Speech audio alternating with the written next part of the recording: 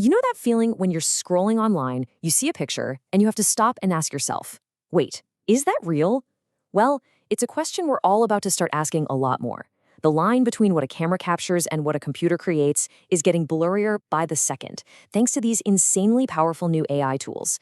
Today, we're diving into one of the most advanced ones yet, Google's new image generator that isn't just making pictures, it's actually starting to rewrite our reality. Okay, just take a good look at this image on your screen. It looks like something straight out of a high-end food magazine, right? The lighting, the textures, the way it's all put together, it's just perfect. But here's the kicker, the one thing that changes everything. No camera was involved. At all. Not one single click of a shutter. This entire beautiful scene was just imagined by an AI. All it took was a simple text prompt, something like creative food photography, where each word is artistically spelled out using the actual ingredients. And this one image, right here, shows you the incredible jump in power we're about to get into. But okay, what if you don't have this perfectly detailed idea in your head? What if all you've got is just a rough sketch? Something you scribbled on a napkin. Can an AI really take a simple doodle and turn it into a polished photorealistic product shot? Well, the answer is a resounding yes. What you're seeing here is the gap between a quick idea and a finished product just collapsing. A process that would have taken a team of designers hours, maybe even days, now happens in seconds. And the tool that's making this magic happen is called Nanobanana Pro. So, let's get into it. What exactly is this incredibly powerful new tool? Let's meet Nanobanana Pro.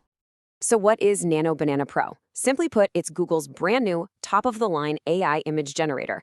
It's built on their most advanced architecture, Gemini 3 Pro image. And the key thing to get here is that this is not just a toy for making funny pictures. It was designed from the ground up for professional-grade work. This is the real deal. And this is where you really see why they put Pro in the name. We're talking about 4K resolution. That's sharp enough for professional printing.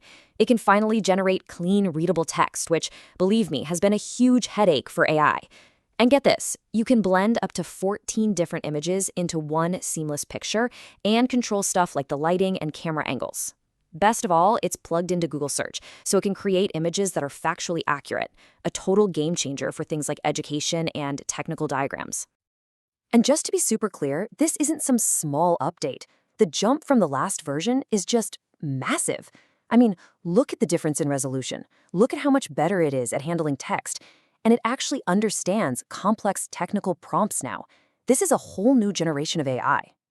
So when you have a tool this powerful, it doesn't just change what's possible. It completely changes how people do their jobs. Let's look at the real-world impact this is having. 95%. Just let that number sink in for a second. A case study found a 95% reduction in both the time and the cost of creating visuals for ads. So a task that used to take a full 40-hour work week, now it takes about 2 hours. That's not just an improvement, that's a complete revolution in how work gets done. And this quote right here, it just hits the nail on the head about how the whole creative process is shifting. For years, the hard part was the technical skill, actually making the thing. Now, the AI does that part almost instantly. The new challenge, the new bottleneck, is the quality of the idea itself. The creative professional's job is changing from being a maker to being a director, someone who guides the AI and curates the absolute best results. And we're already seeing this transform entire industries. Designers can whip up whole brand packages with consistent logos in just minutes. Marketers can spit out dozens of variations of an ad to see which one works best. Online stores can create endless product photos without ever needing a camera. And for education, creating these factually accurate diagrams is just a massive leap forward. Okay, but all of this incredible power and speed, it naturally leads to some really big, really complicated questions. Like, where does all this creativity actually come from? It's time to pop the hood and talk about the ghost in the machine, the hidden parts, and the ethical problems at the heart of all this tech. So, how does an AI learn to draw a cat if it's never actually seen a real cat? Well, it's trained by sifting through these massive databases. We're talking billions of images scraped from all over the internet. A popular way to do this is to have two AIs compete. One AI, the generator, tries to make a fake image, and the other AI, the critic, tries to tell if it's fake. They do this millions of times until the generator gets so good that its fakes are basically indistinguishable from the real thing. And right here, this is where we hit the core ethical problem. What happens when that giant library of real images it's learning from is full of copyrighted art, or personal photos, or professional work, all just scraped from the web without asking anyone, without giving any credit or any compensation to the people who actually made them? This is what people are calling the training data dilemma.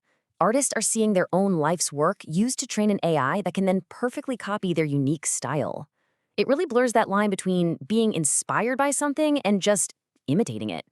And because most of these companies won't say what's in their training data, creators have no way of knowing if their work was used or how they could possibly opt out. So this pushes us way beyond just talking about a cool new tool. It forces us into a much bigger conversation about our new visual reality. We have to confront some of the biggest questions out there about truth, about ownership, and about the entire future of media. And this is not just some theoretical problem for the future. It is already having a real, measurable impact on public trust. I mean, look at this survey data. It's fascinating. For news reporting, trust in a real photograph is at 84%. For an AI image, it plummets to 22%. But what's really interesting is that in a context like art, where we don't necessarily expect realism, that gap gets a lot smaller. It really shows you how much our own expectations shape what we believe is true. So what's the way forward? Well, there's no single magic bullet. It's got to be a solution with multiple layers. It has to start with the user being responsible and transparent. Then the platforms themselves have to clearly label AI content. Underneath all that, you need the tech itself, things like digital watermarks. And holding it all together, you need actual legal rules. No single layer here is enough. They all have to work together to create any kind of real accountability. And on the tech side, we're already seeing two big solutions start to take shape. Google's putting an invisible watermark called SynthID into its AI images. And then there are things like content credentials, which is kind of like a nutrition label for a picture. It creates a secure log of where the image came from and if it's been edited. So one is invisible, the other is something you can look up, but both are designed to create a verifiable history for everything we see online. Which brings us to this final massive question. This technology isn't just a new Photoshop. It is a fundamental change in how we relate to visual information. When reality itself can be cooked up with a simple sentence, the job of figuring out what's true, well, it shifts onto all of us. And how we decide to answer that is going to define our visual world for a long, long time.